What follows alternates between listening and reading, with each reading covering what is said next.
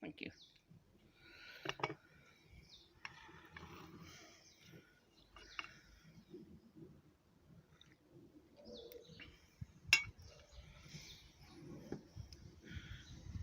It's not just posh people in the more affluent parts of Nottingham, such as Bread and Lard Island, to which the locals in Nottingham will all be too aware of.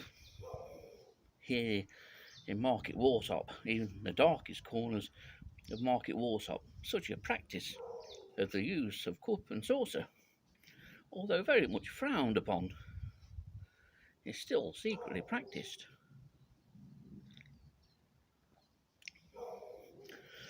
Waitress?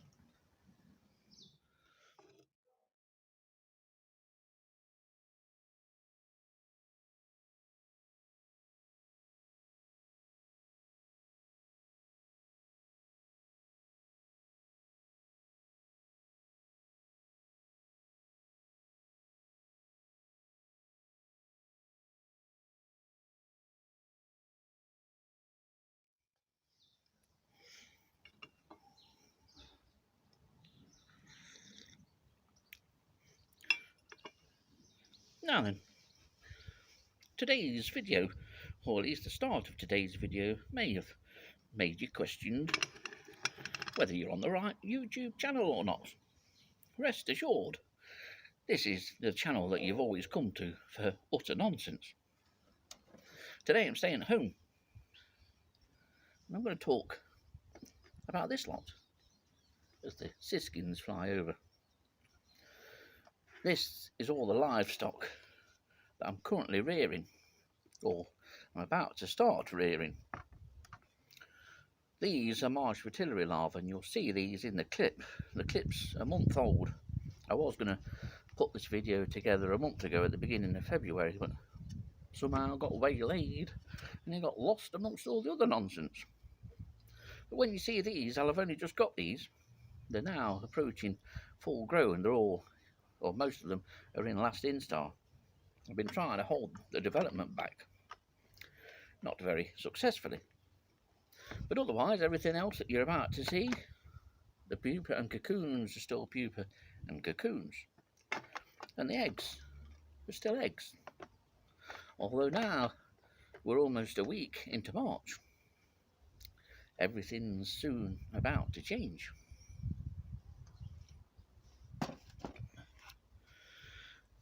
I really should have a glamorous assistant for this. But where am I going to find somebody that likes being in front of a camera and's got an equity card? Right, the first species I'm going to check on that I have in captivity and I'm presently rearing at the moment is Foxmoth. And the last time I opened this was about a month ago, and I moved it from further down in the garden where I'd got this container placed well underneath an evergreen shrub. I was worried about it getting too damp there and not getting any sunlight, so I moved it out, and while I was moving it I thought I'll have a check. 2 larvae of the 4 that are collected from Mablethorpe in the autumn died very quickly due to parasitism. That left me with the 2. One was considerably smaller than the other. And when I did open up this, when I moved it just over a month ago, I found that the smaller larva had also succumbed. But the larger one remained healthy, and the last I looked was underneath all the dead bracken that is in here. So we'll remove this. In fact, there it is. It's here. I'll take it out. So it's obviously been well enough to move from underneath this. It was down there on the layer, some damp substrate that's never dried out. I was concerned about that. And it's moved to the top, which the larvae of this species would do naturally. They would warm up in the sunlight in the early months of the year. This is a good sign that this one still seems to be healthy and is very much alive in early February. It should get much larger than this, and impressively large caterpillar, beautifully hairy, and that fawny foxy colour on top, and that's the underneath you're looking at, and that's generally black. So where it is, where I am keeping this container at the moment, isn't getting any sunshine still, but it is sheltered. I wanted it really sheltered, and I was hoping it would dry out. It hasn't dried out. It obviously still gets the rain. So it'll go back where it was, and I've kept it on a slant like this so that the water drains out easy, and I was hoping that a layer at the top part of the soil would stay dry and give the caterpillar the option of finding the correct humidity and dryness. So all appears to be well with Foxy. Now hopefully the camera will stay in focus, but here's the second species that I'm keeping outside in order to maintain as natural overwintering conditions as is physically possible. And indeed, for this species, it is vital that it is kept outside and exposed to all the elements over the winter. It's just there. That's the back end of the part-grown larva of a purple emperor butterfly. And this is exactly the situation where they overwinter, completely exposed in the fork or joint of a twig. There's a tendency, when you're dealing with caterpillars that are often much smaller than this when they overwinter, is to mollycoddle them. In all honesty, even with my relatively limited experience with rearing and breeding butterflies and moths, is the worst thing you can do. The more you mollycoddle them, the more you're preempting failure. And this has been here for a couple of months now. It originally was in a curled up leaf, but as the curled up leaf started to twist and contort too much, the larva eventually vacated that and plonked itself there, and that's where it stayed. In maybe a month or 6 weeks time, it will start to become active, and hopefully we'll be able to get and see it released back in Sherwood Forest later in the year. And that's the purple emperor larva. It has been featured on this channel a couple of times before, once when I found it as an egg, and then a progress report, which would have been about September or early October, I think it was. So as far as I know, it is still alive and doing well and absolutely brilliantly camouflaged. Don't know how well you'll see these, but these arrived yesterday, and these are young Marsh fritillary larvae. There's 20 in here, and this is still the container that they arrived in. I've yet to sort them out into something more suitable. They have started feeding. I've put them some fresh honeysuckle shoots in this morning, but when they arrived they had been feeding on the bits of honeysuckle that were in there. Trying to keep these, or get these used to a normal temperature, or the current sort of temperature. I don't want to get these too advanced, which is very easy to do. If you rear things indoors, they become far too advanced, which is okay for species like garden tiger, which are continually brooded, or at least would be in the UK if weather conditions allowed. These I'm looking for. I've never reared Marsh fritillary larvae before. Something new.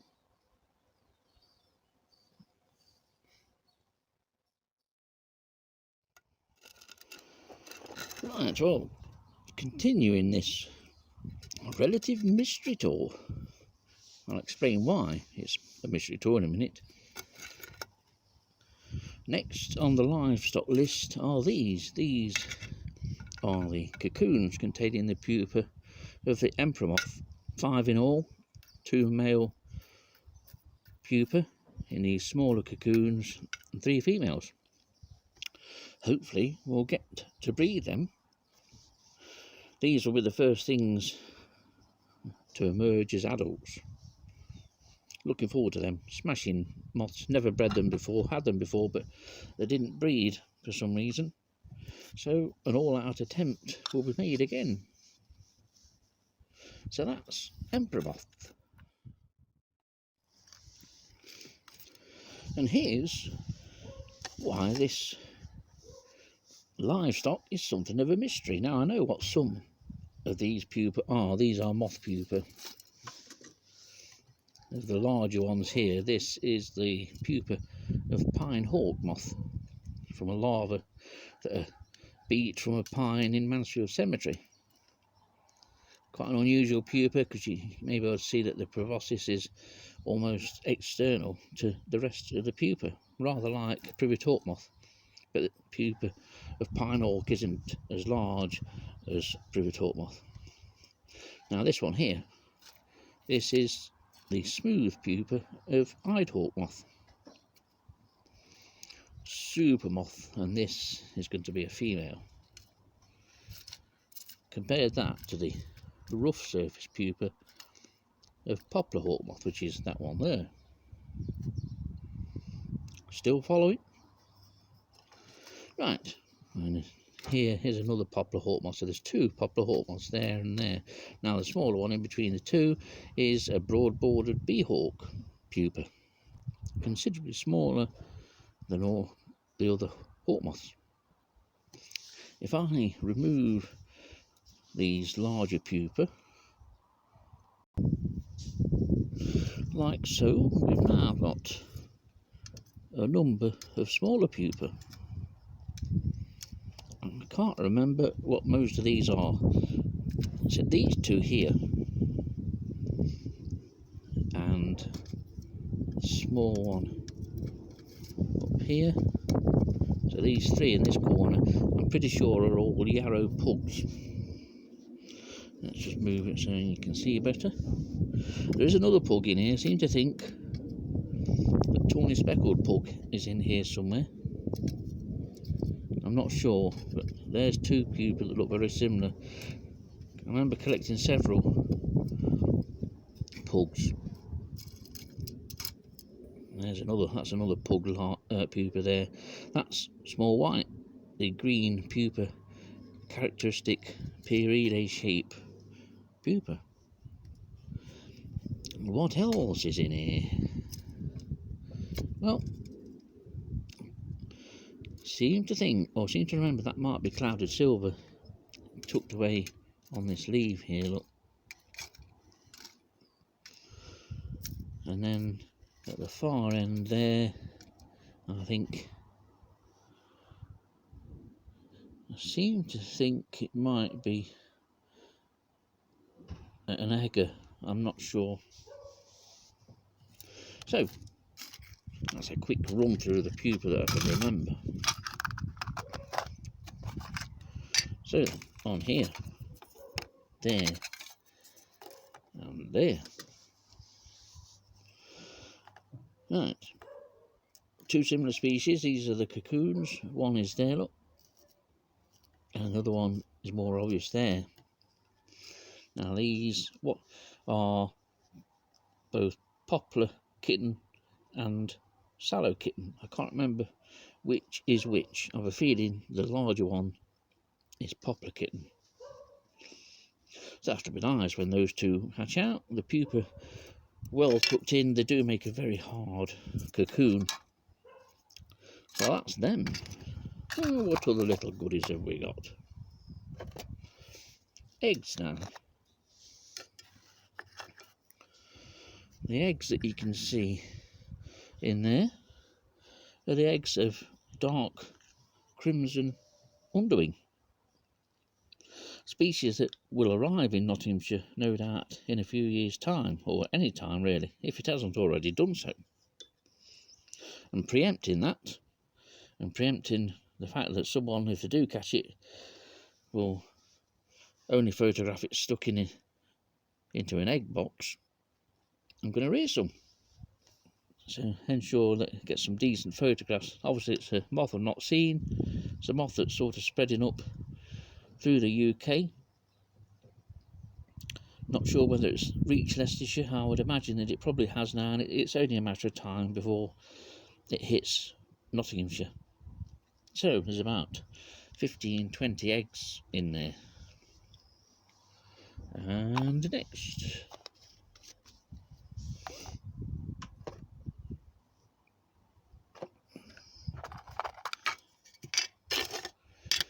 right, on here you'll have seen these eggs. Let's get the right.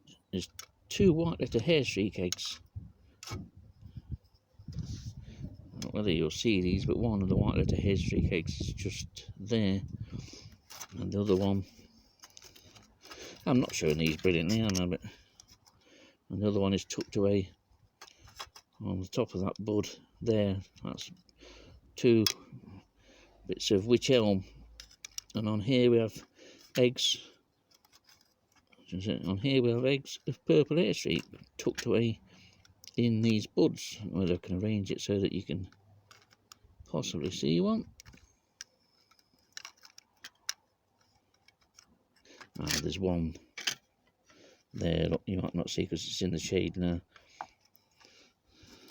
Turn it round. There's one at the end of the pencil, just there. So, purple hair streak eggs. I have reared the larva before, but from a last instar larva, not from eggs, and I need to get to small oak to attach these little bits of twigs on to give these a young larva a start. That's there. And somehow these brown hair streak eggs ended up in this container. Don't ask me how. And there's one there, look. There are, I think I took 5. And I'll be, before you all shout out about diminishing stocks, these will be reared and adults will be released back on site. Another egg or 2 eggs on there, look, on that bit there. Always lay in the forks branches and are very easy to find. Once you've found one, you're in. There's one more species that I've not brought out. And lastly, we have these. There's 1, 2, 3, 4, 5, 6, 7. I've got some more somewhere in the container. These are eggs of Clifton nonpareil, tucked away there. Hopefully can rear at least 1 to adult. It has been recorded twice now in Nottinghamshire, and it's a stonking moth. So that about rounds up and brings you up to date with the little menagerie. Back to the fridge for these.